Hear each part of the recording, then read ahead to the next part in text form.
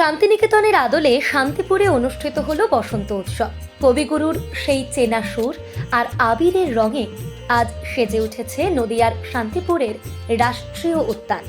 শান্তিপুরের এই বসন্ত উৎসবের টানে এদিন রাজ্যের বিভিন্ন প্রান্ত থেকে ছুটে এসেছেন হাজার হাজার মানুষ। সকাল থেকেই শুরু হয়েছে পদযাত্রা। পরিক্রমার পথে রং বেরঙের আবির আর নাচ গানে মেতে উঠেছেন সকলেই। শান্তিপুরের এটা একটা কেন্দ্রীয় উৎসব এবং একটা মেলা, এবং বসন্তের ছোঁয়ায় মানুষ যেমন রঙিন হয়, তেমনি শান্তিপুরের সুস্থ সংস্কৃতিকে তুলে ধরা যায়। এবং আমরা এটাও বলতে পারি যে শুধু শান্তিপুর নয়, নদিয়া জেলা নয়, এই শান্তিপুর বসন্ত উৎসবকে কেন্দ্র করে এখন বাংলার বিভিন্ন প্রান্ত থেকে মানুষ আসেন, এবং আমরা চাইব অত্যন্ত সুস্থভাবে প্রতি বছরের মতো এবছরও সম্পন্ন হোক। 2014 সালে প্রয়াত বিধায়ক অজয় দের হাত ধরেই শুরু হয়েছিল শান্তিপুরের এই দোল উৎসবের পথ চলা।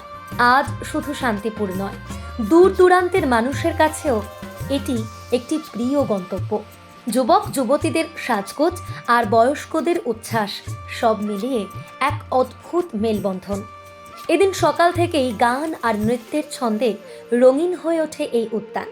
বসন্তের এই রঙে সকলেই আজ একাকার হয়েছেন। শান্তিপুরের মাটিতে বসন্ত উৎসব মানেই যেন এক টুকরো শান্তিনিকেতন।